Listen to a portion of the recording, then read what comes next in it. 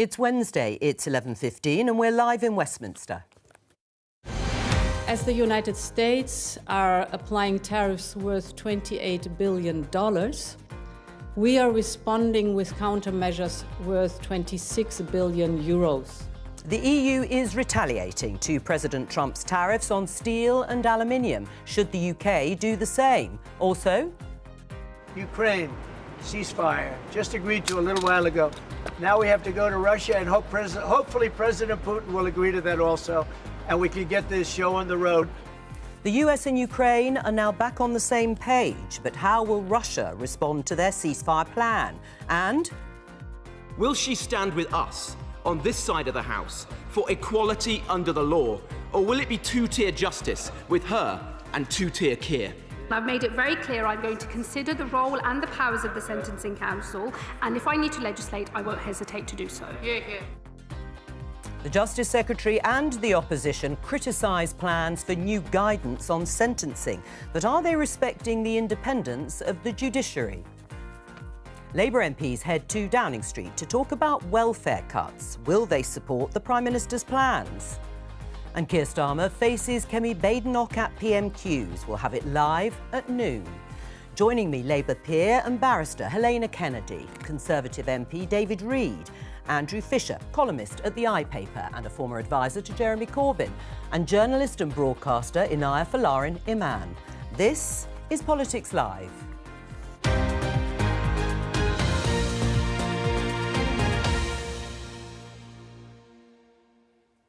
Hello and welcome. Well, you heard and saw the EU Commission Chief Ursula von der Leyen in the headlines. Let's show you the story in BBC News. The EU retaliates after Trump tariffs on steel and aluminium take effect. Yes, it is the report that President Trump has pushed ahead with tariffs on all steel imports into the US at 25%, and the EU has retaliated with counter tariffs amounting to 26 billion euros. Now, the Trade Secretary, Jonathan Reynolds, has said that the decision was disappointing and he would keep all options on the table, but hasn't and isn't at the moment taking immediate retaliatory action. The Conservatives have said that Donald Trump's decision shows the Labour government has no plan. My opening question, starting with you, Helena. Are they right, the Conservatives? Is the government's approach towards Donald Trump working when it comes to trade?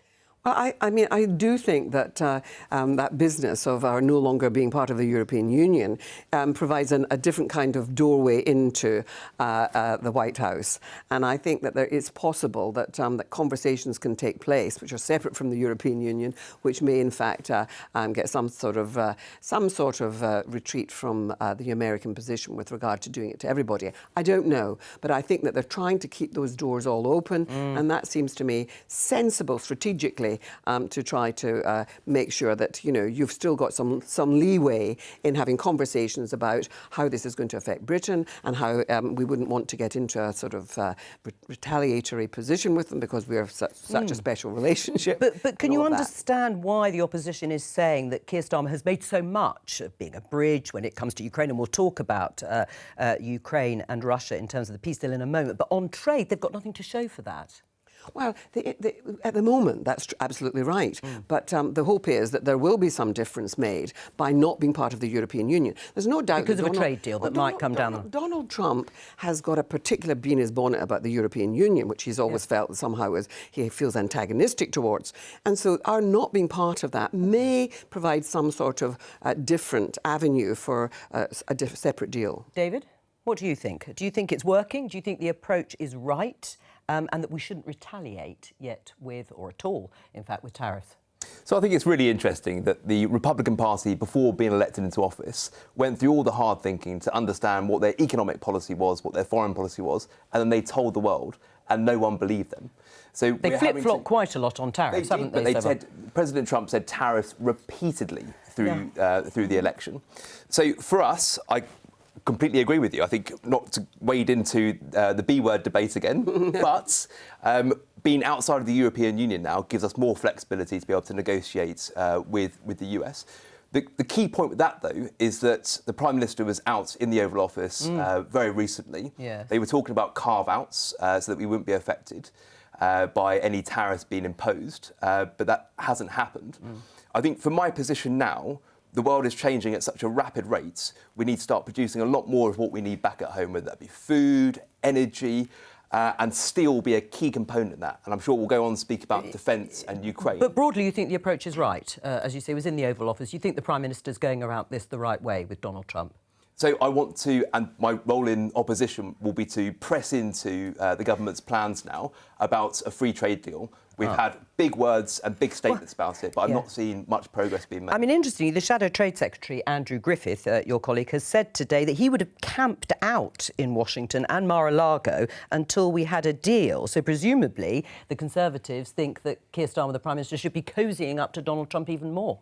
Listen, so that's to not take any account of the fact that at the moment the toughest thing on the agenda is to do with war, and so that's been a major thing. The idea of camping out and making yourself a pest at Mar-a-Lago seems to me the last thing that you want to be doing. So I disagree on that. So this is a fundamental difference now between the Labour front bench and the opposition front bench. The Shadow Business Secretary has come from a business background. He knows how to get stuff done. The President of the United States is a businessman, and this is how things are playing out at the moment. Right, so you do agree should be camped out outside Mar-a-Lago. It's a shame we can't see that at the moment. Do you think the UK should retaliate with tariffs like the EU? I think what you have to realise is Trump uses tariffs as a bullying tactic to try and get a better deal for America. I agree with what David said, actually, at the outset. Trump has been very clear about what he wants. It's America first, and actually we're seeing it's not just America first, it's America only. He's prepared to pick fights with Canada, with the EU, all of America's natural allies, over what he sees as crudely in America's interest. I think actually it will do long-term harm to the US, as we're already seeing with their economy. And I think it will get worse if he continues down this route. But that's his own stupid fault. But what I think Britain should be doing is actually aligning with the EU, because the thing is, the EU can stand up to Trump, and you need to stand up to bullies. China did it, and actually you saw the tariffs came down, and you saw a bit of this. You saw Canada play hardball with it, actually, over their energy. And again, America backed down. It's gone down from 50% to 25%. That's true, but aligning with the EU and then risking those 25% of tariffs continue. The EU, GDP-wise, is similar to the US. China is the world's biggest export economy. It can stand up to the US. The UK cannot. As we saw with Canada, they've to some extent stood up to Trump, and there has been some movement there. So you don't have to be part of this enormous trading bloc. No, but they've got more leverage, haven't they? They've got more leverage. Really bear in mind where they are. We're a very small steel exporter to the US. I don't think we're even in the top 5. I still think that there are relationships that we have within the US. You know, Trump has already said that he would be open to a free trade deal. I think that we should I think that we should be utilising that relationship, and I do think that Starmer has been fairly good on that. And that ultimately, I think, is right that's been said in terms of what Trump has been pushing for a number of months, if not a number of years. And I don't think the actual principle that trying to shore up your own industries and focusing on kind of national industries is a principle that we should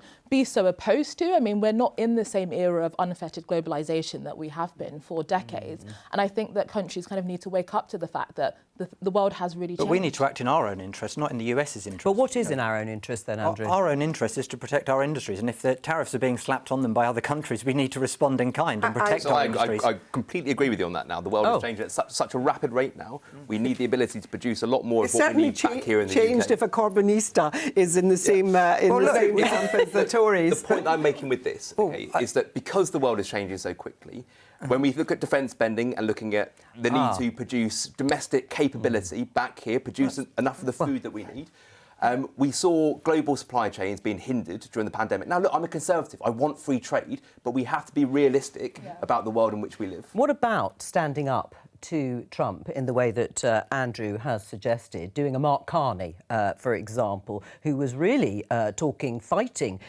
talk. And I think in Ontario, they've gone even further with threats on electricity. Is this the sort of thing? But Jo, you wait to the point where you really are getting it in the face. And at the moment, that isn't the situation in our relationship with the United States. Although the steel industry is worried, it doesn't bring joy to my heart watching my Prime Minister having to make nice to Mr. Trump, I have to say. But I do think that that is the nature of the game, given that we want to continue to have trading relationships and so on with the United States, as well as with Europe. And I do want us to remain close. I was always a Remainer. I want us to remain close to Europe. But this separateness that now exists could give us an edge on certain things. And I certainly think that you play that card. Mr. Trump is always talking about cards to play with.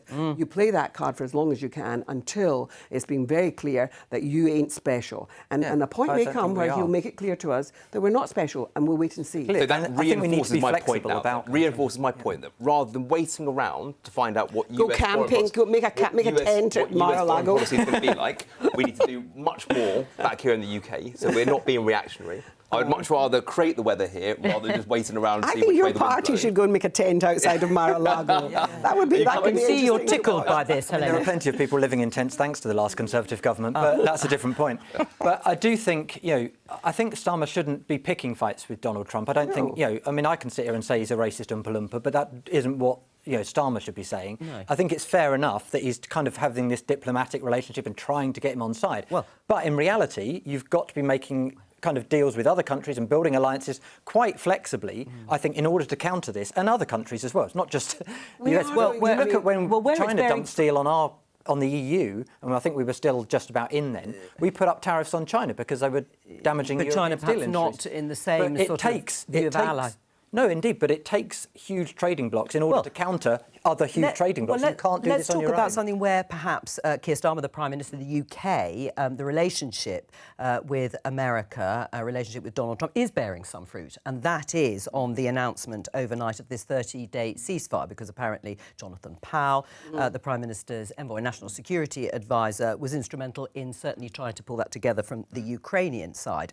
You will have no doubt seen in the reports overnight on the news yesterday, these happened after talks in Saudi Arabia. It also means the US has said it will resume military aid and intelligence sharing, which it had paused with Kyiv. Let's have a look at the US Secretary of State, Marco Rubio, and then Donald Trump, how they reacted. Today, we made an offer that the Ukrainians have accepted, which is to enter into a ceasefire and into immediate negotiations to end this conflict in a way that's enduring and sustainable and accounts for their interests, their security, their ability to prosper as a nation. Hopefully we'll take this offer now to the Russians. And we hope that they'll say yes to peace. The ball's now in their court. Yes, because at the moment we haven't had a full sort of response from the Russians. Let's just hear what Donald Trump, the president, said about the deal. Ukraine, ceasefire, just agreed to a little while ago. Now we have to go to Russia and hopefully President Putin will agree to that also, and we can get this show on the road. Ina, your reaction?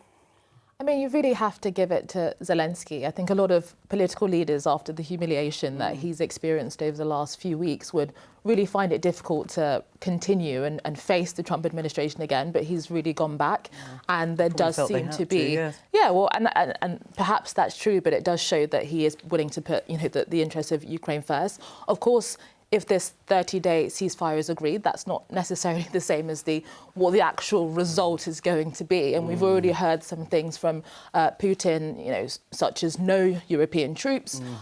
They don't seem to be very interested in giving back any kind of territory that they've seized. And so I think that what's really important now, especially from a UK standpoint, is that we don't we continue to hold European leaders' feet to the fire in terms of defence spending and also potentially putting European troops, because there needs to be some strength and leverage for Ukraine in order for them to get that lasting long peace. I mean, this is the BBC News headline, UK help Ukraine and US reach ceasefire deal that I was just mentioning. According to government sources, a success, then you would regard it? Well, let's wait and see what Russia says, because it's not a ceasefire until Russia signs up to it. And even then, that's not a lasting peace deal. And for peace to endure, it has to be a just settlement. And that does mean Russian troops withdrawing from Ukraine and giving up the territory they've stolen, as well as returning the 16,000 children that they've kidnapped from Ukraine as well. So there's a long way to go in these negotiations before we're at the point of a just settlement, which is the point Anaya was making. But I think, look, it's good we've got to this point. If we do get to a ceasefire, obviously that's good. Nobody wants to witness any more killing of conscripted troops on either side and civilians in Ukraine. That's a good thing, but it's in order for peace to endure, it has to be a just settlement, and that I'm not sure that the US is an honest broker in this. Right, well, overnight, we've seen reports that Kyiv has been bombed hours after Ukraine said it was ready to accept the ceasefire. And we've also heard, as Anaya was commenting on, that reportedly Vladimir Putin is deliberately going to be making maximalist demands, things like, yes, no peacekeeping troops. And so where does it leave Keir Starmer's coalition of the willing? Is it right to push ahead with that while this is ongoing? I think the Prime Minister has really, on this, played the most important role and been incredibly good at it. And it's the sort of thing that he would be good at, and I've known him for many years.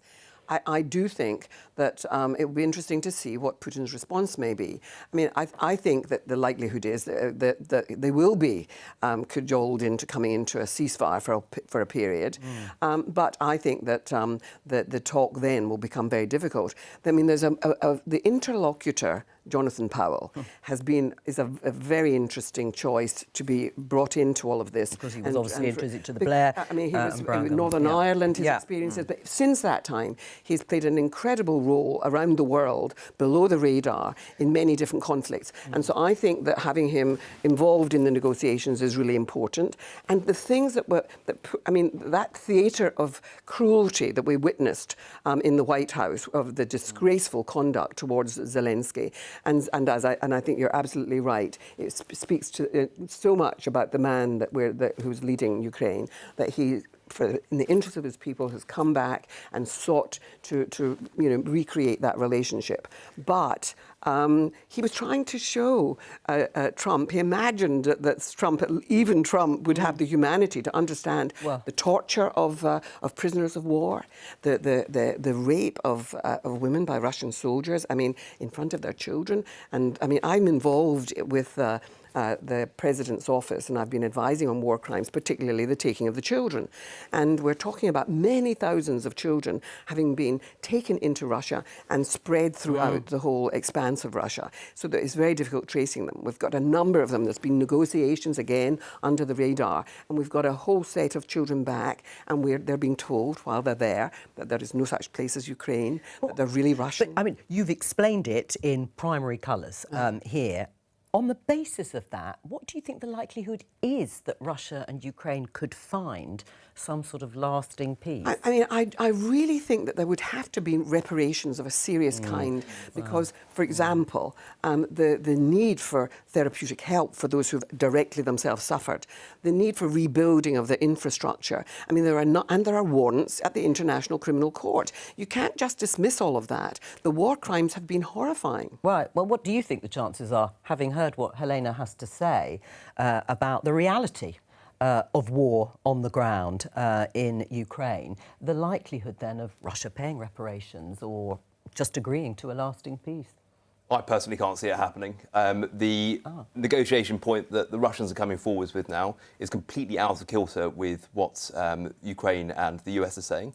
Now, look, I want peace more than anything, and I'm really happy that the Americans have put Ukraine back in a fighting position by reinstating military aid and intelligence sharing.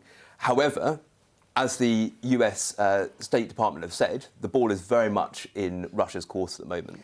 And the things that Putin is saying around not allowing Ukraine to join any sort of international governmental organisations, about borders, I cannot see that moving forwards to reparations. On the basis then of what you've just said, you can't really see it happening. And you mentioned defence spending a little earlier in the programme. What do you think should happen then? So this is the fundamental point. Do we think Putin is going to stop? I don't think he is. The Americans know that the Europeans need to step up their defence spending, and we need to do a lot more to deter the brute that is Putin. Putin understands strength. And by not investing in defence over recent decades, because the threat hasn't been there... Yes. Okay, we need 14 years of which were under Conservative governments. Look, we can talk about the peace dividend and the fact that the threat wasn't there that obviously went post-1989. Okay, we are getting to the point now where the threat is clearly there, and we need to spark into action. The US has other strategic priorities, such as China, and we need to make sure that we can deter Putin. Well, I mean, what was interesting is a former Defence Secretary under Conservative governments, Penny Mordaunt, has said that the Labour's current defence funding plans are nowhere near enough to deter Russian aggression. Keir Starmer has said that we'll get to 2.5% by 2027. It's going to come from cuts to international aid. But she went on to say we need to look at what the state is fundamentally doing and do less better, and do the things that only government can do. What should we stop doing, David? So this is the politics now, and I'm on the shadow defence team. This is what we've been hounding the Defence Secretary with. That's fine. I understand what you're saying on defence, but what should we stop doing? I mean, she was quite candid, although she didn't actually say what we should stop doing, in order to fund much more money going. So the Prime Minister has already come forwards with taking 0.2% off international aid. Yeah. But, and the conversation that we'll have now, and the Labour Party are currently having, is around welfare. The welfare budget has ballooned since 2019. Now, there's causal factors. We had a really expensive pandemic, but we have seen a significant increase on people on incapacity benefits. Now, going back to that point that the threat hasn't been there, so we've not had to spend on defence, we've been able to spend on places like the NHS and education. We're getting to the point now where we need to fundamentally go back to what states should be doing, which is looking after its borders and its citizens, and that means increasing defence spending. So what? Shrinking, it seems. I mean, education as well, it seems. And on welfare, just to be clear, because at the moment we don't know the shape exactly of the savings that have been reported, and we are told that is to balancing the books rather than going into defence. But if we take David's prospectus on, there would have to be cuts, wouldn't there? If you take that, look, Labour set out how it's going to get to 2.5% by 2027 already. Yes, I don't agree with cutting international aid. I think that's counterproductive to our diplomacy and our soft power around the world, as it's sometimes called. I think there is a fundamental thing. Look, Putin is a threat to his neighbours. He's not a threat in the way that Hitler was or the Soviet Union was perceived to be during the Cold War. He's been at war with Ukraine for 3 years now, nearly, I think. He's taken a fifth of Ukraine. This is not. What about our NATO partners? Look, I think there needs to be a much better coordination of our military spending throughout Europe. I think that's true. I think at the moment, part of the problem is we don't coordinate with France and Germany and others. We've all got our own systems, some of which are... I mean, our procurement, by the way, in the MOD, over decades, this is across governments, has been appalling. We've bought tanks that don't go over sand. We've got aircraft carriers with no aircraft on them. It's been absolutely useless. I've come from a military background. I worked in defence as well. And it goes back to that point that necessity is the mother of all of invention. The threat hasn't been there, OK? So it's been very difficult to adapt and innovate. So what we've seen in Ukraine is that warfare has changed rapidly. But New technology such as artificial intelligence, drone warfare has changed. The shape of that has changed. Changing our mindset very quickly. Yes, but should we do less of other things? As a state. No, look, we've got much greater need. We've got more people in poverty. We've got more people that are homeless. We've got, massive backlogs in the NHS. No, we shouldn't be cutting any of that sort of stuff. We actually need to be investing more in that, which would actually pay dividends further down the line. So how do we increase defence spending? I don't think we should increase defence spending. I think we need to be a lot smarter with it, actually. And we need to coordinate with our European partners rather than thinking every country in isolation has its own military. And many countries in Europe also believe that we should be increasing defence spending, are increasing defence spending. Consensus at the moment. There is a shared reality that party consensus on welfare cuts, and it's wrong as well. That doesn't mean it's a good thing. The threat is there. Well, let me ask you now, where would you cut if you agree with the defence spending going up beyond 2.5%? Where would you cut? So firstly, on the international aid, I think Labour are completely right on this. I mean, when it comes to immediate disaster relief, such as what's going on in Gaza or Sudan, I think that makes complete sense that that's protected. But when the idea that, spending £100,000 on some kind of programme in a developing country is the thing that's going to prop up those societies. I think that we should be looking at trading with those countries and stopping malaria or HIV vaccination programmes and so on. I mean, for example, let me just finish the point. I mean, what we saw with some of the cuts in USA, some of the spending was actually not going on a lot of things that people. Some of that was a pack of lies, pretending that there were condoms going to Hamas, which was a fib. Well, for example, one of them was about a transgender theatre in South America. That actually did happen. But on the point of go to the broader point. Yes, it is a fact. But on the point about welfare, I think absolutely there should be cuts in welfare. I think. Why? the reality is, I mean, I did some work for the Mail on this last year in Clacton. I was speaking to young people that literally left school, went straight on out of work benefits for. It's not jobs. And no, that wasn't the reason. I was speaking to them, and many of them were saying that they weren't ready for work or that they didn't want to work. And the idea that we have hundreds of thousands more young people. Can you stop interrupting me? Yeah, let her make that point. Hundreds of thousands of young people that are essentially being consigned to the economic scrap heap, when actually the reality is that they should be going to work, learning skills, developing professionally, and that's actually good for mental health. That's literally good for a sense. Cutting education and health. I didn't say anything about cutting education and health. In terms of welfare, Never said that. No. In terms of welfare, hang on. Let Inaya finish her point, and I'll come back to you. It's extremely important, and it's actually just quite unjust. I mean, the idea that by the end of the decade, £1 in every £4 in income tax is going to go to disability. I think a lot of people working think that that's just completely unfair. I think, just as David was saying, I think if I paraphrase correctly, to cut welfare more, to go into defence. Did you say health and education? No, you said the peace dividend allowed us to spend more on health and education. Now we need to look at that. All right. I said that the peace dividend has allowed us to invest more in health and education. Health and education. And now you're saying we need to look at that. No. Again, let's say we need to look at that again. That's what you said. I'm sure that a rerun of the tape would tell us who said what.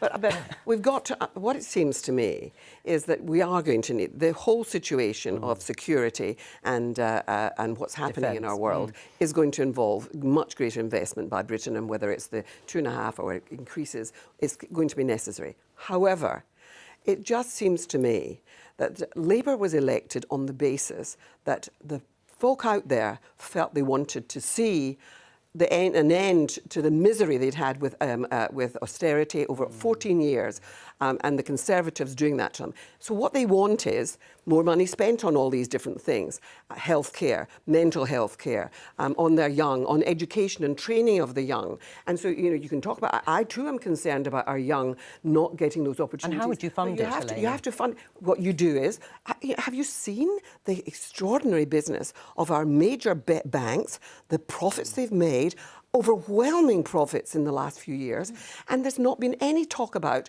a windfall tax on them. And I'm just telling you, there are other things that you can do. And of course, the problem that Labour's got itself into is that they promised that they weren't going to tax the rich. Yep. And I've got to say now, I'm sorry, the rich has to bear more of the burden. We'll let Inaya respond, and then I'll get you to her, and then we must move on. I find it astonishing. This is the Labour Party. Of course, work and jobs and pride is central to what the Labour Party historically was. I think that what's immoral is the idea that people should be signed off on welfare indefinitely with almost no checks since the pandemic. The proportion of checks... They're not signed off indefinitely with no checks. The proportion of checks for people on certain benefits has collapsed since the pandemic, and that is you just deny these. Hang on. Let me put a question to Andrew and perhaps Helena, and then we must move on, because I think we'll have a chance to go back to this in a moment. There is a split with Labour MPs, because there's also a group of Labour MPs who are urging the government to push ahead along similar lines to what Inaya is saying. So this is not a straightforward issue, is it, for Labour in a financial situation where they want to get people back into work, and they've got groups of MPs on both sides of the debate pushing? And you notice the ones on that side of the debate, the ones that wrote that letter, are all the ones that were parachuted in by Keir Starmer. Okay. Now, so, I mean, it's not surprising they say whatever the leadership wants. But what I would say is, look... give us a break. The welfare... they were. You look at the names. All right, Andrew. But look at the welfare... Stick to the principles. The welfare system in this country is a thermometer for what's going wrong in the labour market, the housing market, in skills and training. All right. And until you sort out those things, you will not bring down... welfare system. It's nothing to do with incentives at all. We'll come back to the idea of incentives. Sort out those other areas of the public, industrial strategy, skills training, housing system, can I just say, you will reduce the welfare budget without any cuts. I really think that we should be looking at the young, and the idea that our young are staying at home and are suffering from mental health problems. And look at the NHS waiting list. And what you have to do... Work helps mental health issues. You have to really invest in jobs. Training, stop talking over people. That's not nice. And listen, the business is we want to look after those young and to get them into the workplace, and it's going to help with mental health issues and so on. But you have to invest in it. Well, and the money has to come from somewhere, and it has to stop seeing this business where we can't look at taxing the rich. Yeah. We've got to tax the rich. All right. Well, we could have clearly spent the whole programme talking about welfare, but we're going to pause for a moment on that particular subject and talk about sentencing.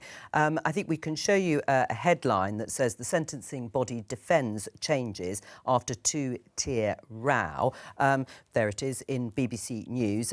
It all kicked off last week because the updated guidelines, due to come into force actually next month in April, says a court should order a pre-sentence report into an offender's life and background if they are from an ethnic or cultural minority, facing the possibility of jail for the first time, a woman, pregnant, or a carer for a dependent relative. It said it should also take in other factors, such as if the offender is transgender, disabled, or an addict.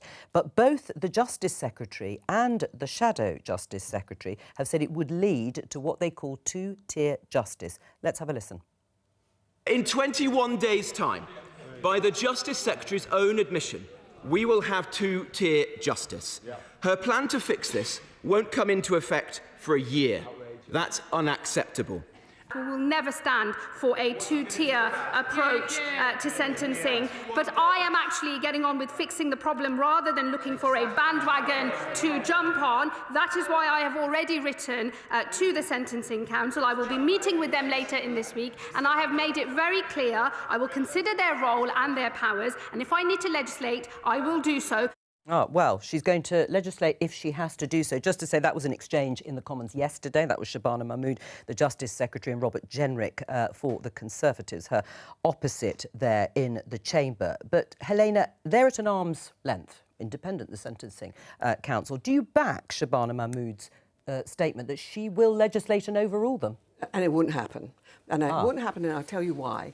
Because justice is done, and I've spent my life in the courts, justice is best done when the judge has the best information possible about the person appearing in front of him.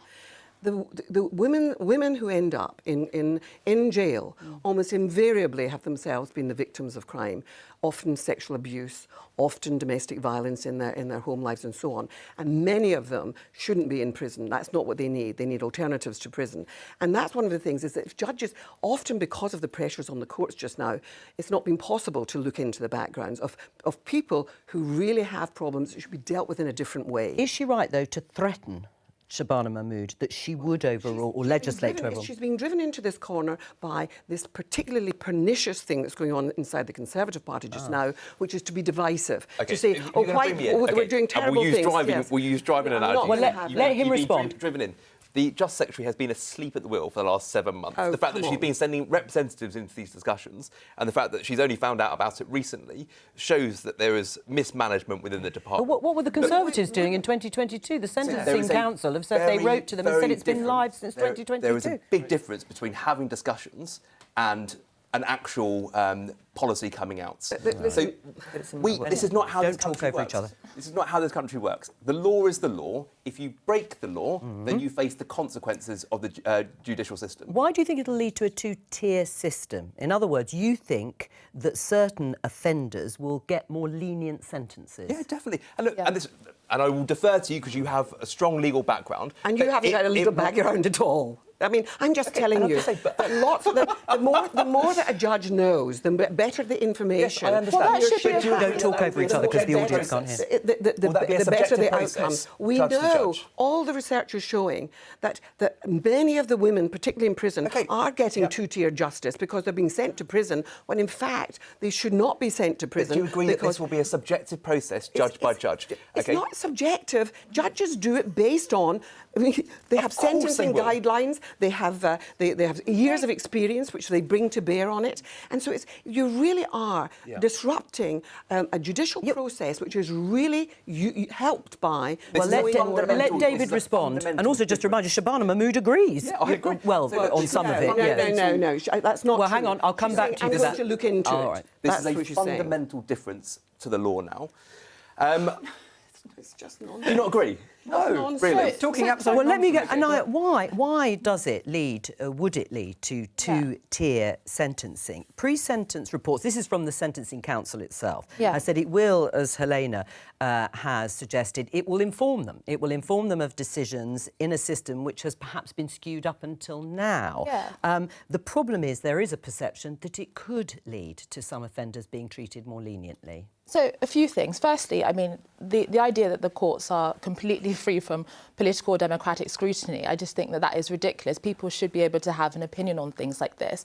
And I totally agree about pre-sentencing reports, but that should be done across the board. Everybody then should have a right to have more information. I think the problem that people have is specifically on the immutable characteristics of being an ethnic minority, religious or cultural minority, or being transgender. The idea that those groups specifically should be the ones that have those reports is what has fueled the idea of two-tier justice. And when it comes to the fact that, for example, it is black men are more likely to get a longer sentence for the same crime.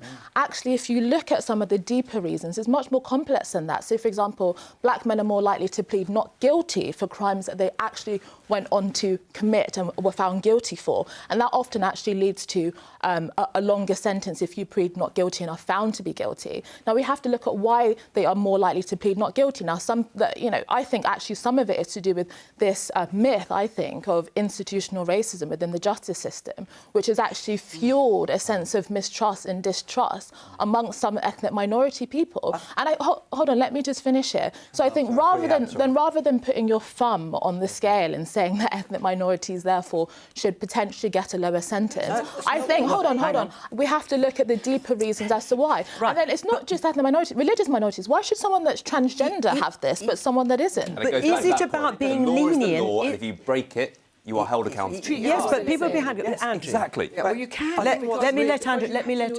Yeah, let me let Andrew come. Talk over me. Sorry. Yeah, stop it, all of you. Look, I think in all seriousness, there used to be a cross-party consensus on this. I remember Theresa May in 2017 commissioning the Lamy Review into the injustice within the criminal justice system that meant that black men especially, but also Asian men, were more likely to be arrested for the same crime, were more likely to be charged for the same crime, were more likely to get a longer sentence for the same crime. That was a cross-party consensus. There is MOJ... I'm just giving you an example of one of the reasons that might be. Can I just finish my point? You've already said what you think that is. Because that is... And there used to be a cross-party consensus. I think it's so sad that now the criminal justice system has come forward with plans to tackle what is in existence a two-tier justice system now, that pre-exists, that disfavours black and Asian men in particular. Well, it does. Your own Ministry of Justice data under a Conservative government said that. Well, all right, the former Prime Minister said that. Let's come back in a year's time and we'll have this discussion. So this these effects are going to come in. These effects are going to come in 21 days. Now, because there's been mismanagement by the Lord Chancellor, the effects that she's trying to change won't come in for a year. So this two-tier system will be in place. So we will see the effects. So let's have this discussion in a year to see how it affects. The important thing, though, here is you don't think Shabana Mahmood really believes that there is going to be a two-tier system, that she's under pressure here. What I think is that this is generic doing that whole culture wars divisive stuff. Because he said it's anti-Christian.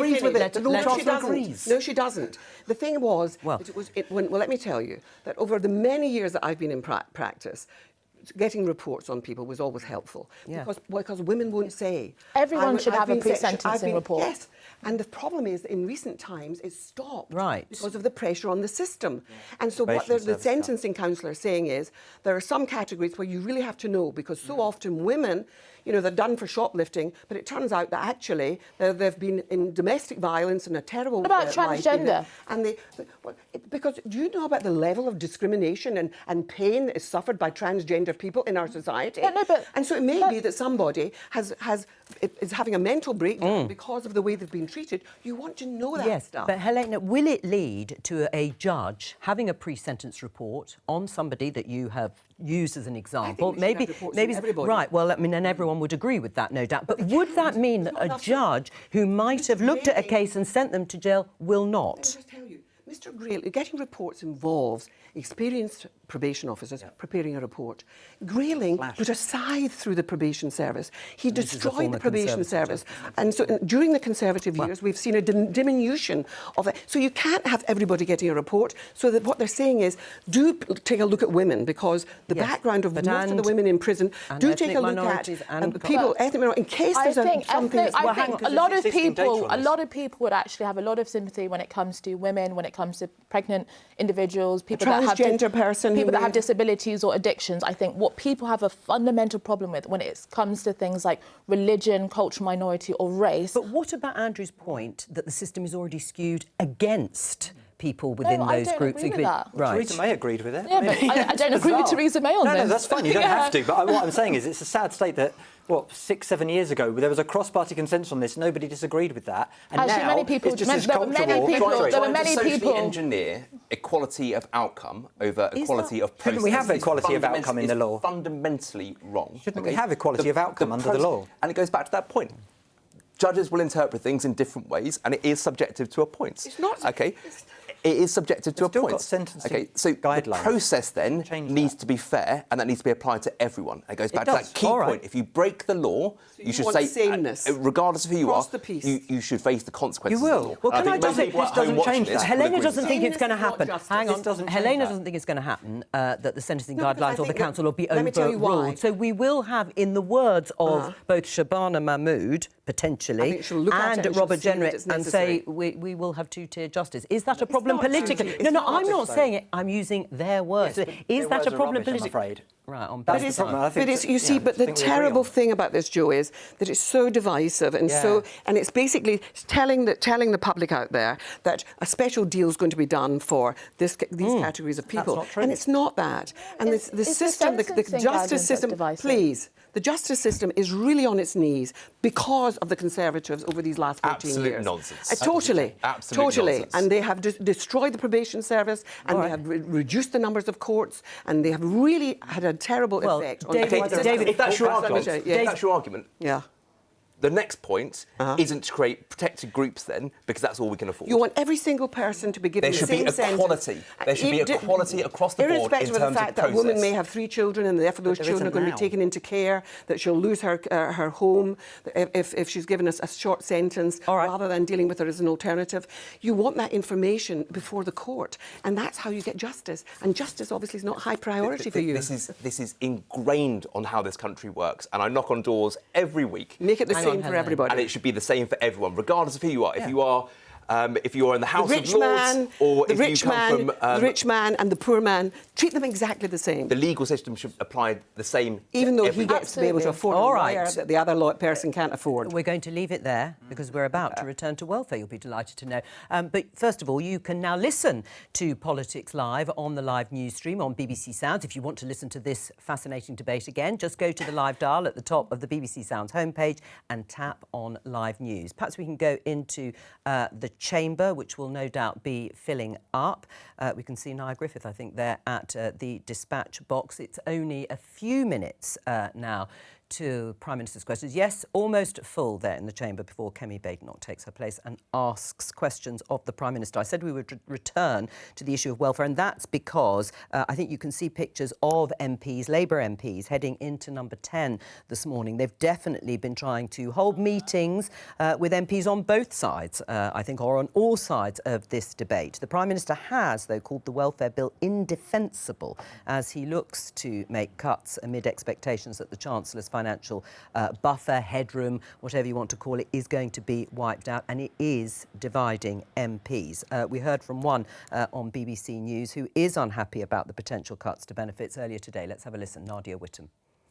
You have to understand that people are experiencing this against the backdrop of disabled people, single parents and anyone receiving social security being vilified throughout the 2000s and the 2010s, this narrative of strivers versus skivers, and we cannot go back there.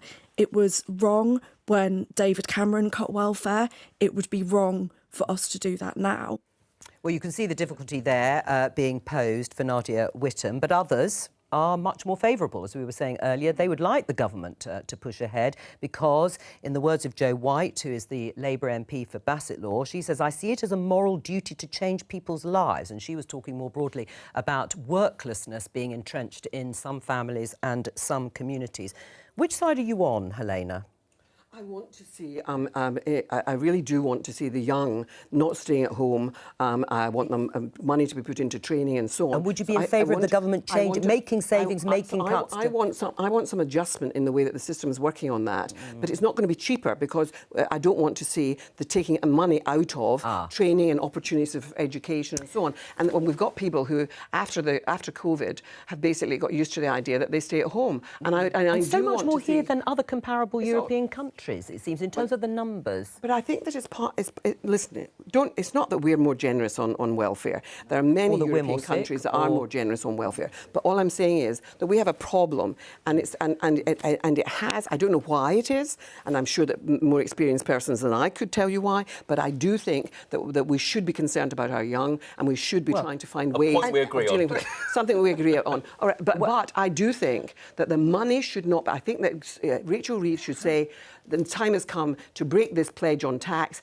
to look I don't think she's going to do that, I'm afraid. I should disappoint you. I think the Labour Party will win a lot of favour in the public and gain a lot of support if they make it a moral mission of this government to get 1 million people back into work post the pandemic. Well, they will get a lot, and that will save money. Look, if 1 million more people can get into jobs, that's great. We've got 1.6 million people unemployed. It's been going up actually for modestly. So why are we bringing in hundreds of thousands of people into immigration? Let's just 1 minute.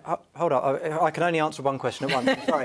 But I'm happy to deal with both. Yeah, all right. Look, we have actually 4.6 million people who are underemployed on the wider measure of unemployment, and we have just over 800,000 vacancies in the economy. So clearly that doesn't go in. There are not enough jobs at the moment anyway. Plus, we have skills shortages in a number of areas where the people who are unemployed do not fill the skills gaps of what the jobs Should are people available. be pushed more back into work? Well, look, it depends who you're talking about. Look, do young people who have just come out of school or college need to be encouraged into work? Of course they do, and they need to be supported into doing so. We need more skills training to do that. We need more support. But what the Labour government is talking about at the moment is cutting personal independence payment for disabled people. All right, I'm afraid it's time for PMQs.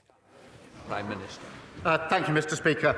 I welcome the progress in talks between Ukraine and the United States. We must now redouble our efforts to get a lasting, secure peace. Mr. Speaker, on Saturday, I'll convene international leaders to discuss how we can make further progress. Can I also pay tribute to the bravery and dedication of all those responding to the ship collision off the East Yorkshire coast?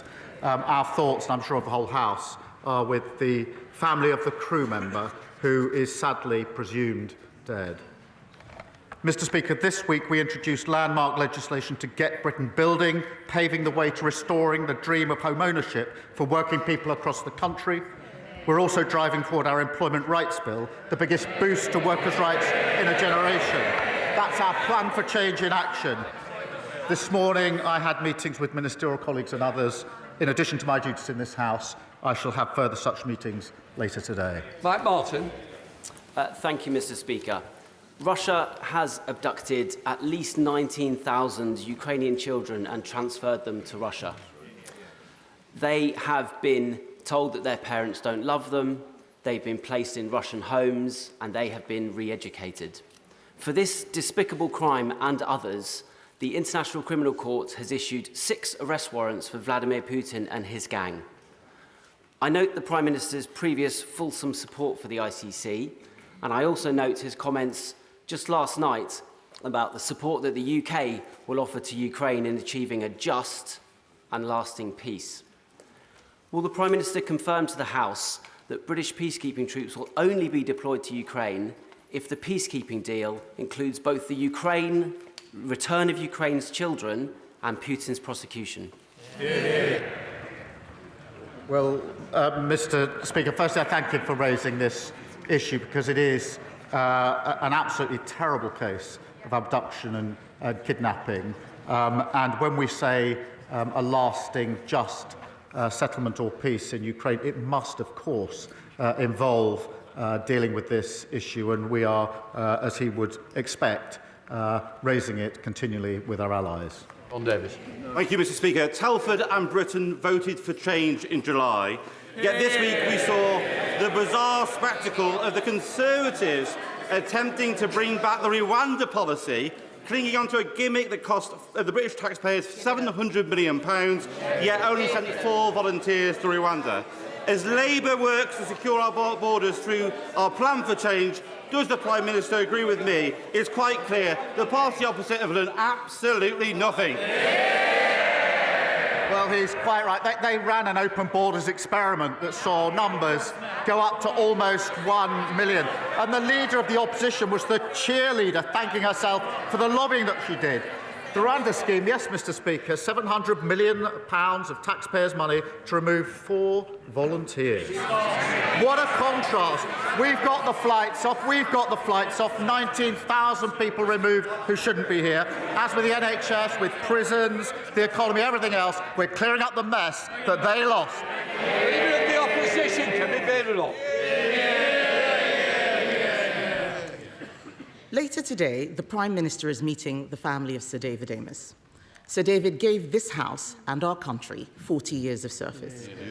I hope the Prime Minister will agree that getting the response to his murder right is vital, not just to his family, but to our democracy. Mr. Speaker, every week I speak to businesses who are letting go of staff or closing. Has the Prime Minister been given an estimate of how many people will lose their jobs because of his budget? Prime Minister. Mr. Speaker, just on the question of Sir David, he was a deeply loved and respected colleague, and behind me is the plaque, as is the plaque to Jo Cox in front of me. And I know this was deeply felt by the House, but particularly, as I acknowledged at the time, by the party opposite, who lost a colleague and a friend in the most awful of circumstances. Mr. Speaker, I am meeting the Amess family later on today, and will make sure that they get answers to the questions that they ask.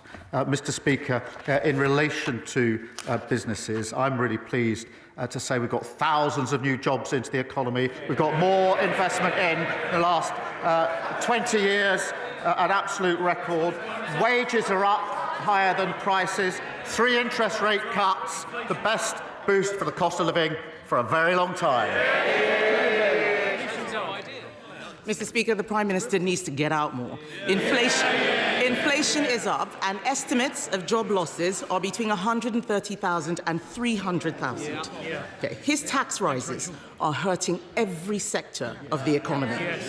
Things are getting worse for nurseries. Nurseries are writing to stressed parents right now, telling them that fees will go up because of his jobs tax. Can he explain how more expensive childcare is good for the economy or for working families struggling to make ends meet? Well, Mr. Speaker, we're putting in childcare. Look at the breakfast clubs, 2 in her constituency. But she's rather forgetting the £22 billion black hole that they left, that we had to deal with. That's why we had to take the necessary but right measures we did in the budget. And what's her response? Not that she'd reverse them. Oh, no, she doesn't say that. She attacks what we've done, but she doesn't say she would reverse it, because she wants all the benefits of our budget in returns of investment, but she doesn't want to pay for it. That's how we got into the mess in the first place. Mr. Speaker, the Prime Minister is out of touch, because he should know that nurseries are charging over £2,000 for full-time care. That's £24,000 a year after tax, and he's talking about 60p breakfast clubs. He has no idea what people out there are experiencing, and it is not just the families. Even councils must pay his jobs tax. To cope with it, the average council tax bill is increasing by over £100 in April, after he promised to freeze it. Hard-working families' money is going to the Chancellor instead of social care and fixing potholes. Why should these families pay more for less? Well, she really shouldn't denigrate what she calls, I think, 60p breakfast clubs. She should be welcoming them. And she asked about council tax, Mr. Speaker. The Tories put up council tax every year for 12 years. their manifesto, Tory LGA manifesto, government should remove the caps on council tax. And then Hampshire Council, Tory, wanted a 15% increase. We said no. Slough Council, again, Mr. Speaker, Tory, wanted 3%. We said no. Windsor and Maidenhead, Tory, now Lib Dem, wanted 25%. We said no. We're the ones that are doing the right things to get this country on the right track. Mr. Speaker, the point is he promised to freeze, and they are going up. And if he wants to talk about councils, let's look at Liverpool or maybe Birmingham, where the rubbish is piling up so high, people vote Labour and all they get is trash, just like what he's saying at the dispatch box.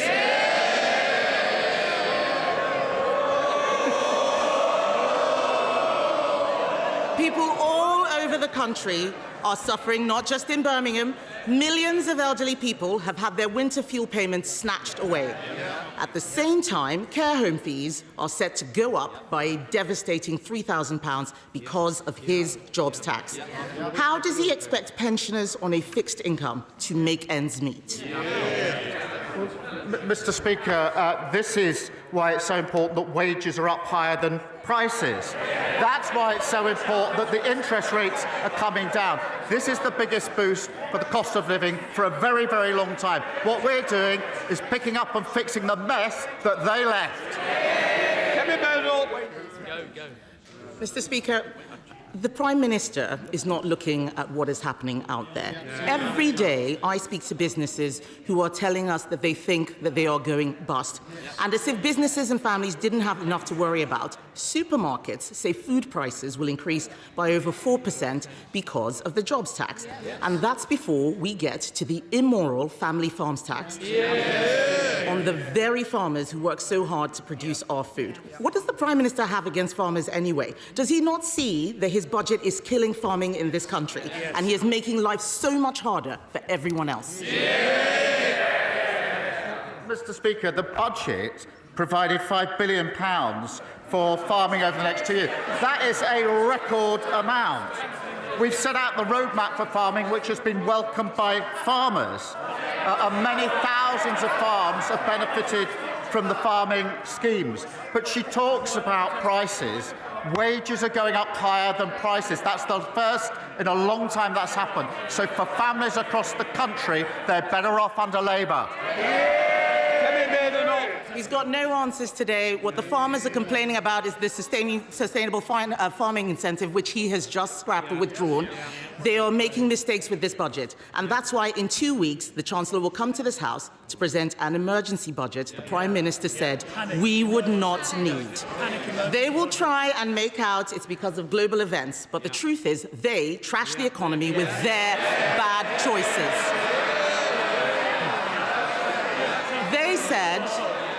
They said they'd look after pensioners. Then they snatched winter fuel payments. They said that they would be pro-business, but they hiked taxes on jobs. And he, Mr. Speaker, he promised to freeze council tax, but it's going up by £100. This is a high-tax, low-growth, job-killing government. Will he use the emergency budget to fix the mess he's made? Mr. Speaker, inflation under them 11%, £22 billion black hole, a mini-budget that made us the laughing stock of the world, and they want to give lectures on the economy to us. No, thank you very much. Thank you, Mr. Speaker. With 1 in 8 young people across the country not in education, employment or training, people in rugby are worried about a wasted generation. Too many people with disabilities and health conditions are not getting the help that they need to get into work. So will the Prime Minister set out how this government will give everyone who is able to work the support they need, provide compassion to those who can't work, and fix the broken welfare system left behind by, you guessed it, the Conservatives? I thank him for raising this issue.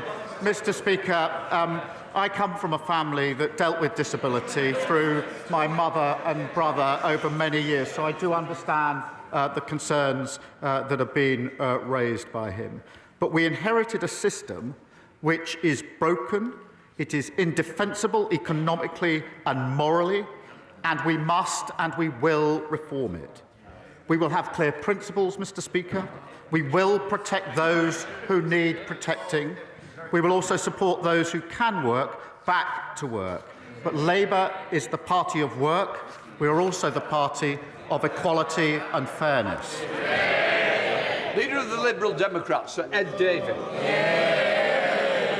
Thank you, Mr. Speaker. I'd like to begin by giving a shout-out for Young Carers Action Day today, but I promise the House I will not sing.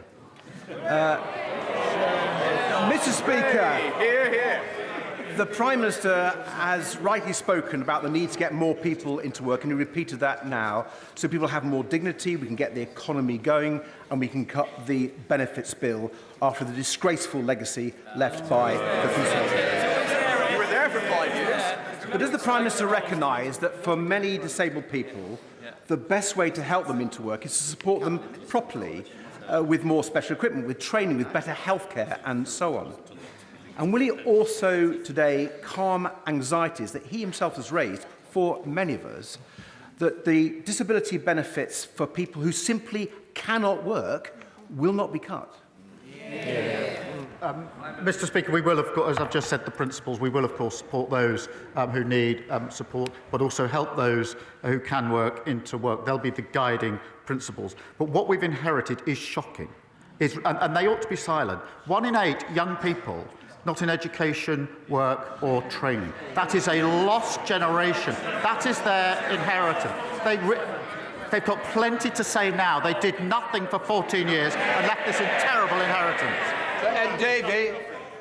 Mr. Speaker, turning to international issues, can I congratulate the Prime Minister on helping to secure the restoration of US military and intelligence support for Ukraine? But can I press him on progress to persuade President Trump against damaging metal tariffs already hitting British industry? The Prime Minister knows that we on these benches believe he must be more robust with President Trump, like the Europeans and like the Canadians. So will the Prime Minister fly out to Canada as soon as possible to show their new Prime Minister and the Canadian people that Britain stands with its Commonwealth allies against Trump's threats and against Trump's tariffs? Well, Canada is an ally and a very important ally too, and I've spoken to our allies on many occasions about the situation in Canada. On the question of tariffs, obviously, like everybody else, I'm disappointed to see global tariffs in relation to steel and aluminium. But we will take a pragmatic approach. We are, as he knows, negotiating an economic deal which covers and will include tariffs if we succeed, but we will keep all options on the table. Claire Hanna. Hi, Fadra Conadív agus Seach na Gaeilge Fásta Deis chun teanga agus our culture Kellaroo or Fodandone. Happy St Patrick's Day, everybody, and happy Irish Language Week as well. An opportunity to use Irish language and culture across the world. It's an increasingly turbulent world, Prime Minister, with relationships and norms turned upside down over recent weeks, and that's why I congratulate the Prime Minister and the Taoiseach for re-establishing warm and firm relationships at their summit last week, and it's reassuring for all of us to know that whatever our constitutional future, that bond is lasting and refreshed. Will the Prime Minister join me in wishing a happy St Patrick's Day to all who value our shared bonds, and can I take this opportunity to invite him to Belfast in August 2027, which was announced this week as the host of the Fleadh na hÉireann for the first time. Well, can I join her in wishing everybody celebrating a very happy St Patrick's Day? Mr. Speaker, she's right. We need a strong and settled relationship between the United Kingdom and Ireland, and the need for that has never been greater, which is why I was delighted to host the Taoiseach in Liverpool last week at our first annual UK-Ireland Summit. We've turned the page, started a new era for our relationship with Ireland, and I'd be very happy to go to Belfast in 2027. I want to go much sooner than that. Andrew Stone. Thank you very much, Mr. Speaker. In just 20 days' time, new sentencing guidance will come into effect that the Justice Secretary has already conceded will be two-tier in its nature. It will mean that the colour of your skin or the religion you have can give you leniency in the eyes of the law and will plunge public confidence in the judiciary into crisis. But it is avoidable. We Conservatives have tabled a bill that, if backed on Friday, can stop this guidance in its tracks. So will the Prime Minister, will he now overrule his Justice Secretary and confirm here and now that he will back this bill, or will he simply step aside and prove he has in fact been two-tier Kia all along? Well, everyone should be equal before the law. That is why the Lord Chancellor has taken up the issue with the Sentencing Council. But he needs to do his homework, because the proposal that he complains about was drafted in 2024. And the last government was consulted. And when they were consulted, what did they say? They said they welcomed the proposal. Now, Mr. Speaker, I understand that the Shadow Justice Secretary is taking the Sentencing Council to court. Perhaps he should add himself as the second defendant so we can get to the bottom of the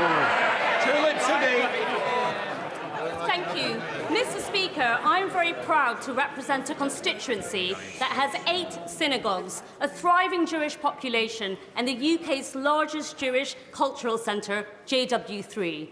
But this week, I was horrified to read reports about rising anti-Semitism on NHS wards, and in particular, a shocking incident in which a Jewish NHS staff member was called a baby killer by their colleague. The NHS that I know and love is open to everyone, regardless of their background. So could I ask the Prime Minister, what is he doing to ensure that my Jewish constituents can safely use our beloved National Health Service? Well, I thank her for raising these deeply concerning reports. It is completely unacceptable for anyone to experience racism, discrimination or prejudice in the health service. I know my right honourable friend, the Health Secretary, takes such reports extremely seriously.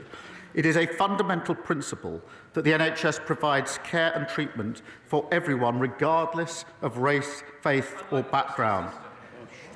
This is a really serious issue.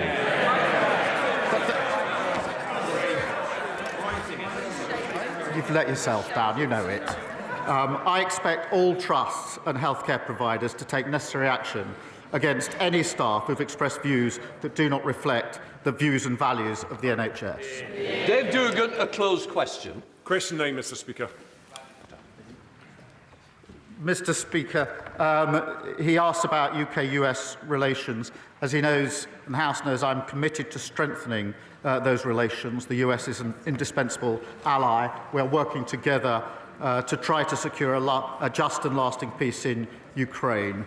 And I've spoken to the President on a number of occasions, including this week. Dave Dugan. I agree with the Prime Minister in those sentiments. The ceasefire negotiations this week are a cause for great optimism, and I welcome the efforts that the Prime Minister's National Security Advisor, Jonathan Powell, had done in leading that priority. But last week at the dispatch box, the Prime Minister said in answer to my right honourable friend, the member for Aberdeen South, that he had no knowledge of the United States planning to withdraw military aid from Ukraine, yet they did that the following day. It's against that backdrop, because I know the Prime Minister wants a just and lasting peace in Ukraine that respects Ukraine's borders and territorial integrity. When he's impressing that priority upon the President of the United States, what reassurance can he give the House today that the President of the United States is actually listening? Let me give this reassurance. As soon as that step was taken, I and my team started work to try and ensure that we could get back to a situation of full support for Ukraine. I won't detail everything that was involved over the last week. I can assure him and the House a huge amount of hard work, discussions and diplomacy was used with all of our allies and others to ensure that we could get yesterday to go as well as we hoped it would. I am pleased that we've made progress. I think that's very important for Ukraine, and I'm extremely pleased that support has been put in, backed by the US, for Ukraine. So that's what I did once I understood what had happened. I'm pleased with where we've got to, but as ever, we must go further. Richard Bergen. Thank you, Mr. Speaker. Disabled people in my constituency are frightened. And they're frightened because they're again hearing politicians use the language of tough choices. And they know from bitter experience that when politicians talk about tough choices, it means the easy option of making the poor and vulnerable pay. So instead of cutting benefits for disabled people, wouldn't the moral thing to do, the courageous thing to do, be to make a real tough choice and introduce a wealth tax on the very wealthiest people in our society? Well, Mr. Speaker, the party opposite left a broken welfare system which locks millions out of work. That is indefensible, in my view, economically and morally. Of course, we need to support people who need support. We need to help those who want to work to get back into work, and I think there's a moral imperative in that. He talks about a wealth tax. We have raised money, the energy profits levy, taxing non-doms and air passenger duty on private jets. But this isn't a bottomless pit, and we must kick-start growth to get the economic stability that we need. Sir Geoffrey Clifton-Brown. Most people would accept that we need more housing in this country, yet so often it's not accompanied by the necessary infrastructure. In my own constituency, thousands of houses are proposed, yet without the 250 million to upgrade Junction 12 of the M5, the inspector is likely to rule our plan unsound. So will the Prime Minister use his upcoming planning and infrastructure bill to see how developer and landowner contributions can more effectively build this vitally needed infrastructure which would benefit communities up and down the country? Well, he's right. We have to get the houses built that we need in his constituency and elsewhere, something that the party opposite failed to do. That's why we've introduced the infrastructure bill, which I think he welcomes, and that bill will get Britain building so we can deliver on those 1.5 million new homes through our plan for change. In relation to the particular issue he raises, I know that he and my honourable friend, the member for Stroud, have been working together to try to resolve this issue as I understand it, and I'm happy to ensure he gets a meeting with the relevant minister if that would help in taking it further. Sure, Joseph. Thank you, Mr. Speaker. Can I commend this Labour government's landmark reforms to get Britain building through our plan for change? Yes. I look forward to working with ministers to ensure developers deliver on what they promise to local residents so that new homes also have access to roads, GP surgeries and dentists and don't create an extra burden on hospitals like the William Harvey Hospital in my Ashford constituency. What is the Prime Minister's message to the blockers standing in the way of the homes and vital infrastructure our country needs? Well, he's a dedicated campaigner for his constituents. Well, we know who's been standing in the way for the past 14 years. It's the party opposite, and they've learned absolutely nothing. The leader of the opposition claims that she's never opposed growth or development. That's not what she's telling her constituents, Mr. Speaker. Only last month she wrote in her newsletter that she'll keep working with Conservative colleagues to block a vital energy infrastructure project in her own backyard. She's not alone. The Shadow Foreign Secretary, Shadow Defence Secretary, Shadow DEFRA, they're all at it. What a bunch of blockers. Sir Ashley Fox. Mr. Speaker, the Employment Rights Bill will grant union equality representatives the right to paid time off work. And it does. Will the Prime Minister grant special constables the right to take unpaid leave to perform their duties? I'm grateful to him for raising the question of special constables who play a very important role in our communities and keeping us safe. The numbers of special constables dropped under the last government. We support the existing employer-supported policing scheme and will support our special constables, but they dropped under the last government. Andy MacDonald. Thank you, Mr. Speaker. Long time. I recently visited Middlesbrough's James Cook University Hospital and learned of the brilliant work in the neurosciences department for the survivors of stroke, brain and spinal injuries and many others. but it only has 18 rehabilitation beds to serve a population of some 1.4 million people, whereas the guidelines say it needs 80 beds, meaning that patients in the Tees Valley do not get the rehabilitation they need. So will the government remedy the position by ensuring that resources are allocated to meet the ambition to develop a world-class new rehabilitation centre to serve the Tees Valley and beyond? Well, thank him for his question. It is important to hear about the important work that James Cook Hospital is doing in his constituency. We are investing £350,000 in research on interventions which support people with functional neurological disorders to rehabilitate them within the community. And of course, our Plan for Change invested £25 billion to cut waiting lists, speed up treatment and shift more care into the community. In relation to the hospital, I'll make sure he gets a meeting with the Minister to see what further can be done. Sir John Whittingdale. Will the Prime Minister look at the case of my constituents, Mr and Mrs Adrian Fenton, who returned home from visiting France in their motorhome to discover an illegal immigrant concealed in the bike rack? They reported it immediately to the police, only to receive a fine from the Border Force of £1,500. Will he agree that my constituents ought to be thanked rather than punished? And does he accept that this action will send a message to deter anybody from acting responsibly in the future? Can I thank him for raising this important case on behalf of his constituents? I've seen some of the details and I am concerned about it, and I do think it's important, as he says, that the Home Office look into it, and therefore we will do so, and I'll make sure that he is updated in relation to that in due course. Richard Dowd. Thank you, Mr Speaker. Veterans in Sefton, one of the many remarkable charities in my constituency, indicate that statistics can only partly measure the price paid by servicemen and women. Incidents of broken marriages, suicides, alcoholism, deep depression and homelessness among veterans remain largely unquantified. Given that, will my right honourable friend restate Labour's commitment to providing our veterans the holistic support they need and deserve? Well, we owe an extraordinary debt to our veterans, Mr Speaker. We are committed to renewing the nation's contract with those who've served, and that includes the guarantees of homes for heroes for those who have served, dedicated mental and physical healthcare pathways in the NHS, and dedicated to sport to help those leaving service using their skills to find new and fulfilling careers. Sarah Dyke.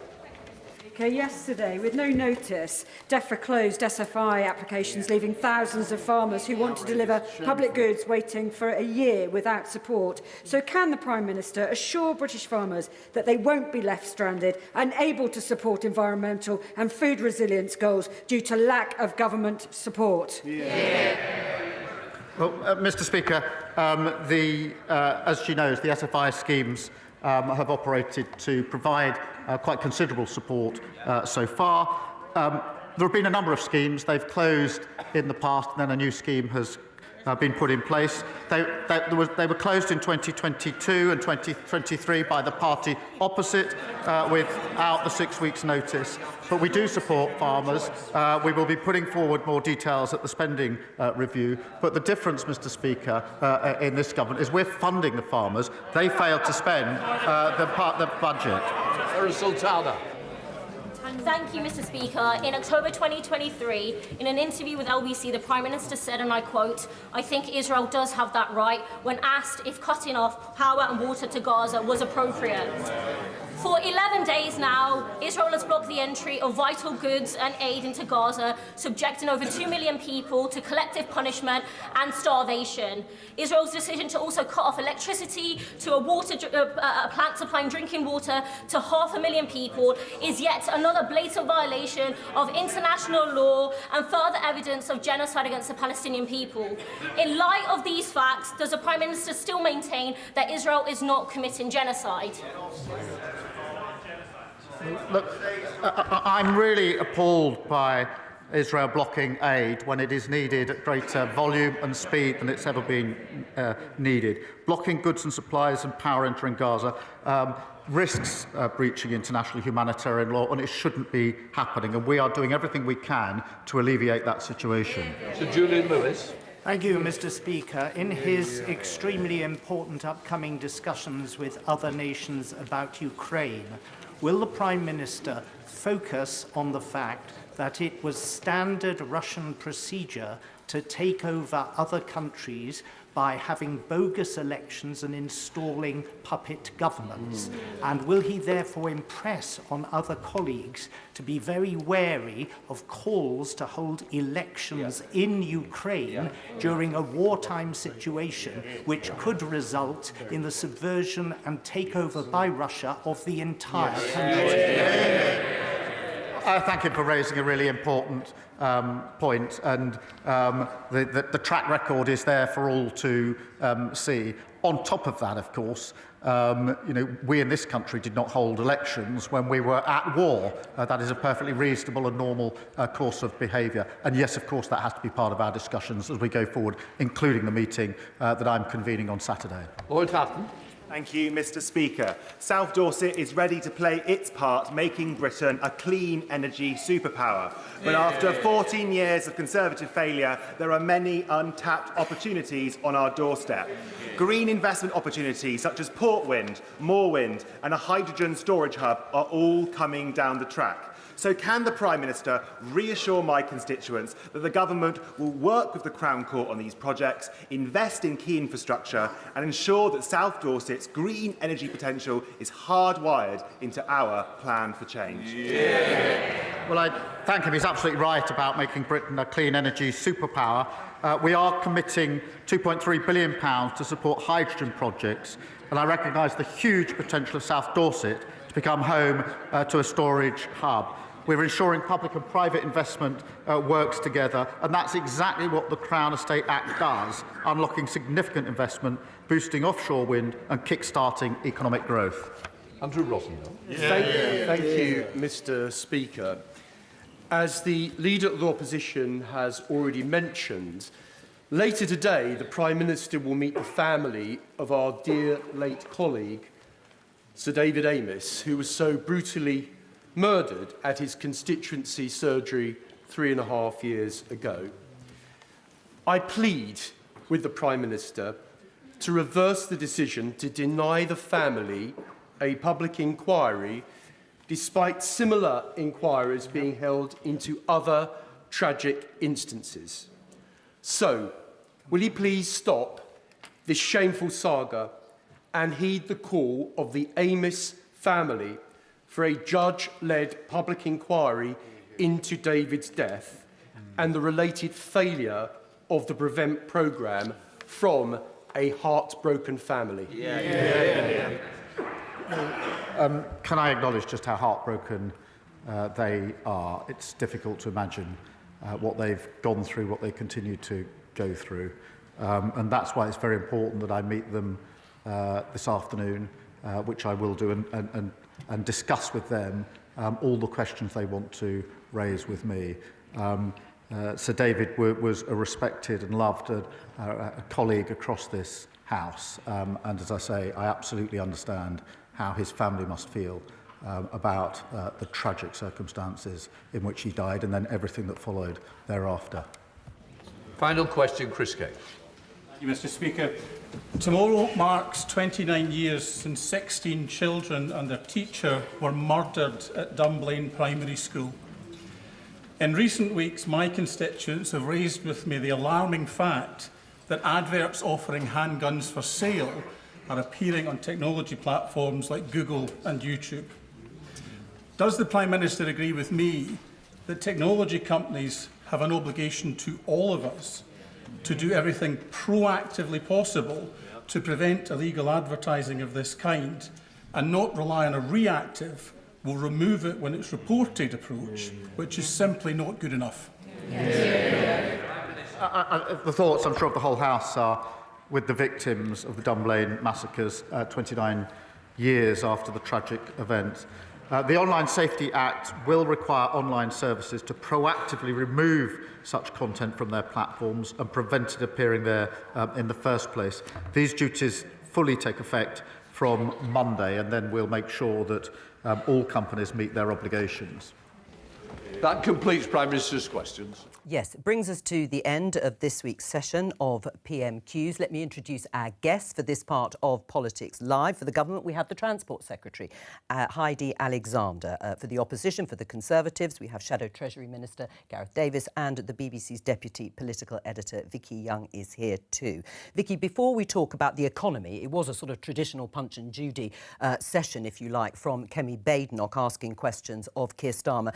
Let me just tell and remind viewers who are watching there that we heard that the Prime Minister, Keir Starmer, is going to meet the family of Sir David Amess, who was murdered, Tory MP, who was murdered at his constituency surgery just over 3 years ago.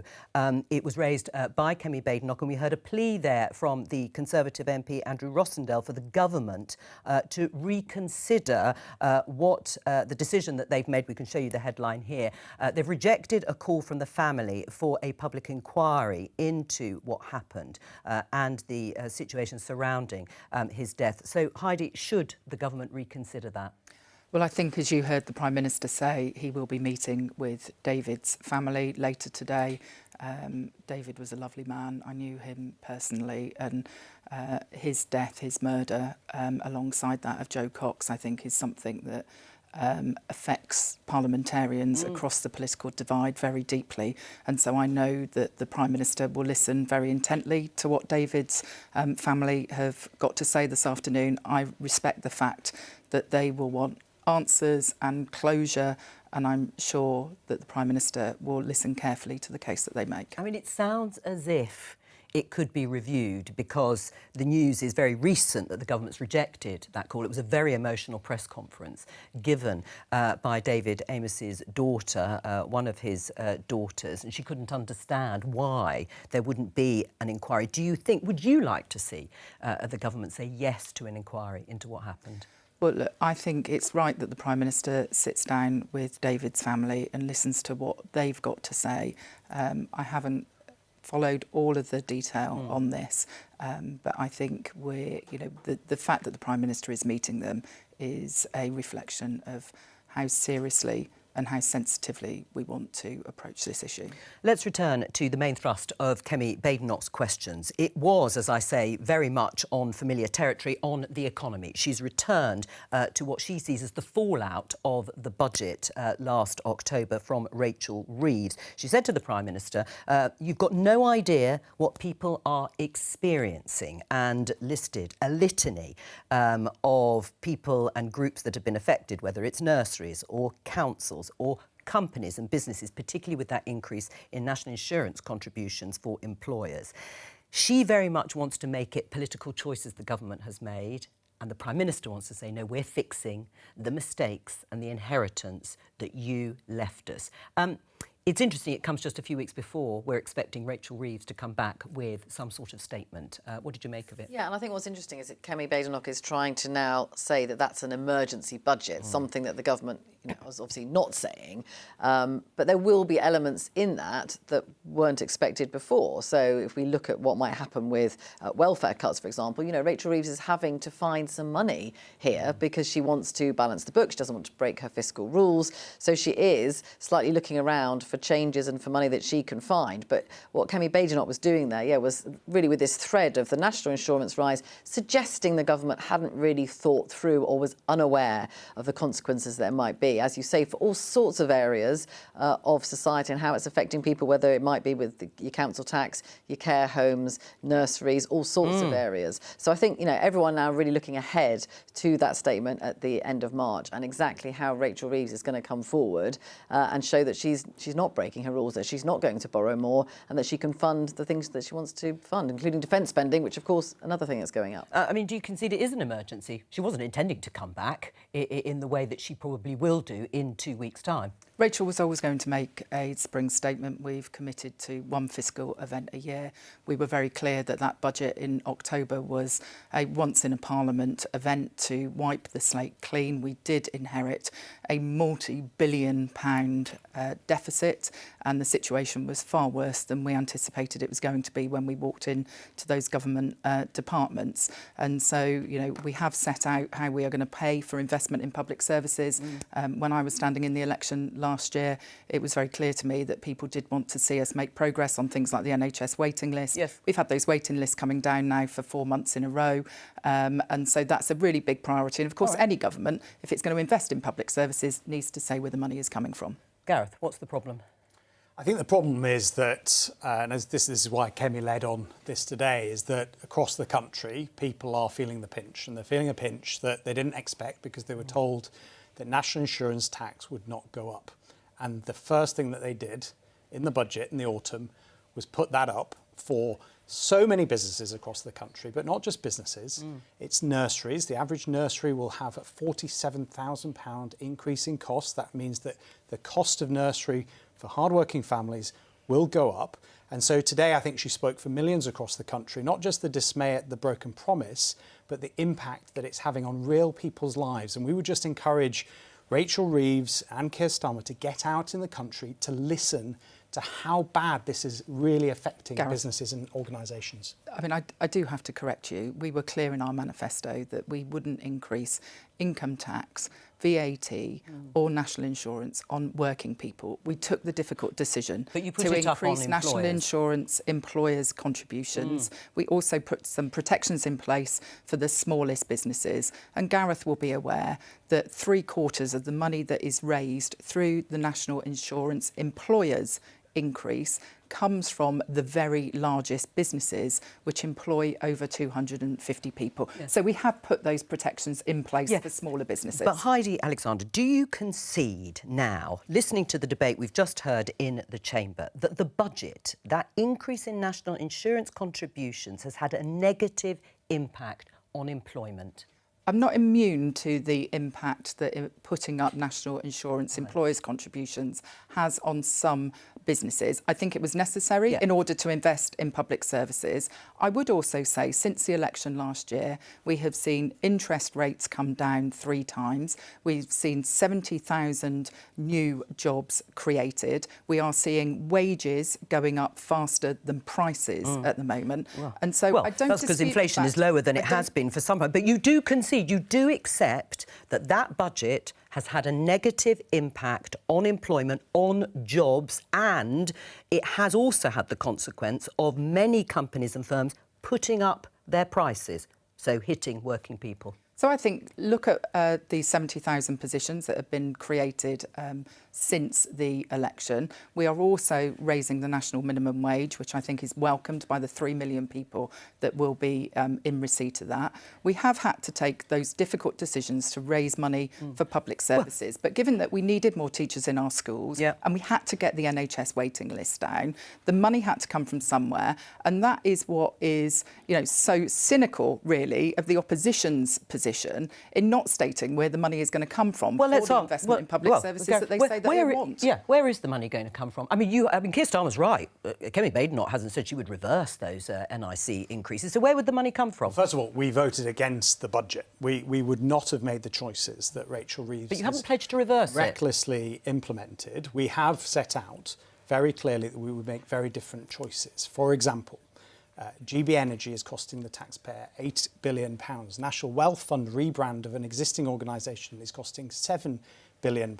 They paid £9 billion to give massive pay rises to train drivers who are already pushing nearly £100,000 a year. I think the public can see straight through what is going on here, and they would just urge, like we are, the government to rethink this, because it is businesses and nurseries and hospices and charities and all these organisations across the country are paying additional tax, a tax that they were promised would not go up. Gareth, I'm not going to apologise for resolving the industrial action on the railways or in our hospitals, because that's a huge problem for people across the country. And our public sector workers got a decent pay rise for the first time in years. And so I'm not going to apologise for that, because I think that was the right thing to do. And I think if you look at the fact that wages, if you think that wages, well, I will never make that commitment, because anyone resolved it. You just paid £9 billion to resolve it, in your words. To be honest, you can't say. To be honest, as someone who has ran a public service before, there will be occasions on which strikes will be necessary because the trade unions are wrong. Waste of £9 billion. No, not at all. When you're putting up taxes on farmers we had and rolling national strikes that on the railways cost the taxpayer over 2 years £850 million in lost revenue. I don't think that's right. That's a lot less than £9 billion. Right. I mean, let's come on to one of the things that you raised, Vicki, which is savings in welfare. Perhaps that is where the government is going to find significant amounts of money so that Rachel Reeves can balance the books, meet her fiscal rules. How big a problem is this for Labour MPs? Well, I mean, we saw a little bit of it there, didn't we, in Prime Minister's questions. So Richard Bergen, who had the whip, he had been booted out of the Parliamentary Labour Party but has been accepted back in, he raised this issue and said disabled people in his constituency were frightened. Now, Keir Starmer spoke to the Parliamentary Labour Party earlier in the week to make the case, saying that there was a moral imperative to help people who can work back into work. He says the system locks people out of work and that is indefensible. But what is interesting here is there is a debate bubbling away. And if you go back to the overseas aid budget being slashed, the resignation of Annalisa Dodds, the minister in charge of that, she has also raised this issue of maybe bringing in a different kind of wealth tax, for example. So there is a bit of a debate bubbling away. I don't think we're at the stage of a mass rebellion amongst Labour MPs. But of course, many of them are very worried about this possibility of £5 or £6 billion being cut from the budget, particularly PIP, personal independence payments, which go to those who are disabled, that they are very uneasy about some of that. Well, I mean, how comfortable are you about it, Heidi Alexander? We have spoken to Labour MPs who are deeply unhappy about it. Can you reassure viewers, will some people currently on disability benefits, will they lose them? Will they lose them under these reforms that the Prime Minister is talking about? So I think we've inherited a broken system and we can't go on the way that we are at the moment because, as we heard in Prime Minister's questions, I think it was John Slinger from Rugby stood up and pointed out that 1 in 8 young people in the country aren't in employment, education or training. 1 in 10 working age adults are out of the workforce and are on health or sickness-related benefits. 1 in 10. That equates to 2.8 million people, a city the size of Greater Manchester. So you're going to push some people off benefits you think shouldn't be on them? We will make sure that people who genuinely can't work and need that safety net do have a safety net.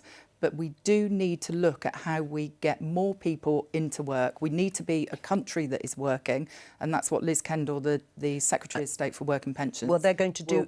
Will be setting out some plans in the next couple. Well, maybe of weeks. they're going to do the government what you failed to do and said you would, rightly or wrongly. In fact, the government, ironically, has your support here. The dissent is from within. Yeah, I mean, we don't know what the details are yet of the announcement. It seems to get pushed and pushed and pushed because Labour are in such disarray and disagreement that we have no idea what they're going to do. But clearly we do need to tackle the welfare system. Post-COVID, obviously, it increased significantly and we were taking action to tackle that, and we would encourage and support the government as they seek to do it if they can get their own side on track with this. But I think it's also important to just stress that you've got to create the environment in the economy where jobs can be created by businesses. And we brought in a condition whereby 4 million jobs since 2010 were created in our economy. We have this situation now because of the national insurance increase that's going to hit in April, where businesses are now saying they're going to have to freeze or cut employment, and that is completely at odds. I mean, with whatever you were doing at the end of the last government wasn't working. We are a global outlier. We are one of the only major economies where the employment rate hasn't recovered since the pandemic. So we had 14 years. I recognise COVID was difficult, but in that last couple of years, no progress was made. Right. Can I just ask both of you, do you support cutting the amount of benefit that claimants currently get in disability? The amount?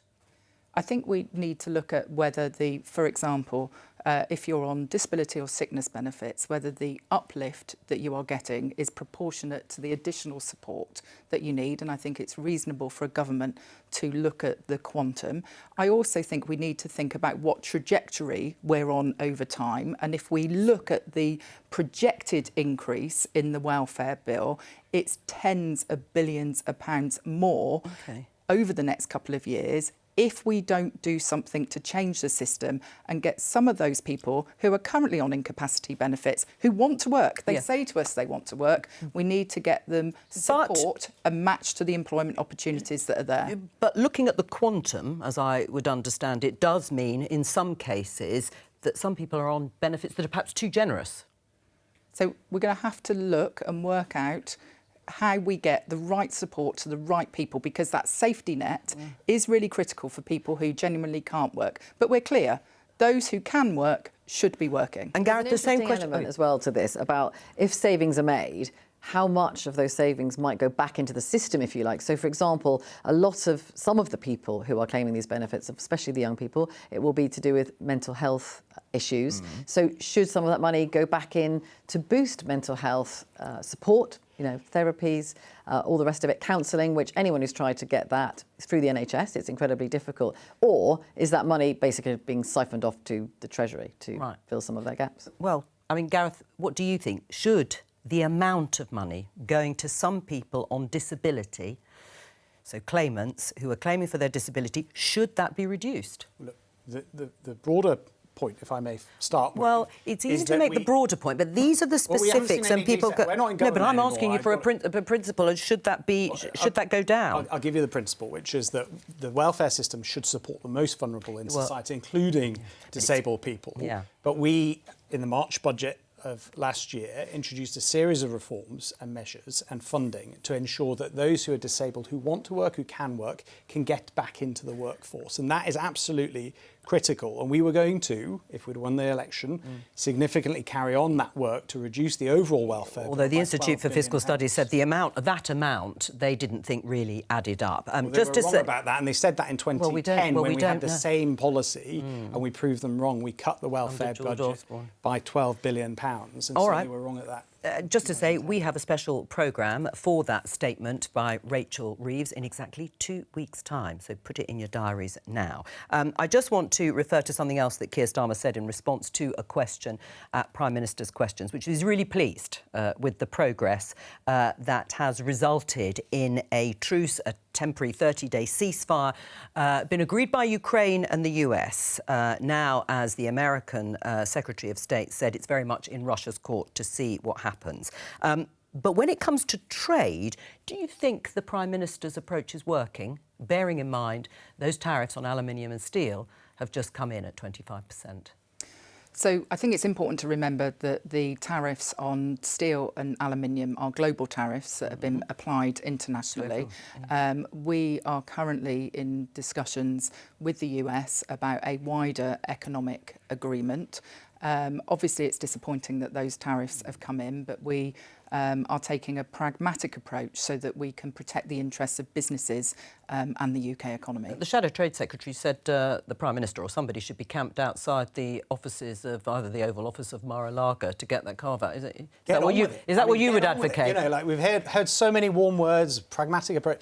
Get on with it. We had a trade agreement ready to go until Donald Trump lost the first term of the election. Did you? And we did. We were absolutely far advanced in terms of getting a deal. Joe Biden killed it. We hear a lot of warm words over here from the Labour Party. Yeah. Get on with it. Get on with a trade deal. This would kill the issue of tariffs in our country. This is going to push up inflation. They've already put up inflation by 1% because of the budget, this horrendous budget. These tariffs are going to hurt businesses and employers and all sorts of people additionally. Let me get a response from you, Heidi Alexander, because you are the Transport Secretary and you've been overseeing the response here. BBC News headline, this was a development earlier today, arrested captain of ship is Russian national. This is in the wake of the collision in the North Sea, a cargo ship with an oil tanker. What can you tell us, Heidi? So There has been a male that has been arrested by Humberside Police and is helping with their investigations. The 2 boats at the moment are still in the North Sea. The one that collided into the larger vessel has been towed away from the coastline. The fire is out on the larger vessel, and the extent and intensity of the fire on the smaller vessel, the Solong, is much less than it was yesterday, and we haven't witnessed any further pollution emanating from either vessel. And so I met with the Chief Executive of the Maritime and Coast Guard Agency yesterday. I would like to say that my thoughts are with the family member of the crew member who is missing and is sadly presumed dead at this stage. And I would like to thank all of the frontline workers who responded so swiftly over the last 48 hours. I mean, are we any closer to understanding the cause of this crash? So there will be an investigation that is carried out by the Maritime Accident Investigation Branch, and so I don't want to get ahead of that. And I don't want to comment on a live police investigation, but a very thorough investigation will take place. Right. It's obviously extremely important that, as you said, the vessels are kept afloat, and it looks like that is the case. That is the latest intelligence that I have, that both of the vehicles, both of the vessels rather, are afloat at the moment, and we believe that they will remain so. There is significant damage to both vessels. The larger vessel, which is the Immaculate, which was the anchored ship, we think that the salvage companies will be able to get on that ship later today. On the smaller vessel, the Solong, that's in a worse state. All right, thank you very much for bringing us up to date. Thank you both for joining us today after Prime Minister's questions, and of course to you, Vicki Young. I will be back tomorrow with more Politics Live at 12:15, and don't forget that special programme on the finance statement in 2 weeks' time. Bye-bye.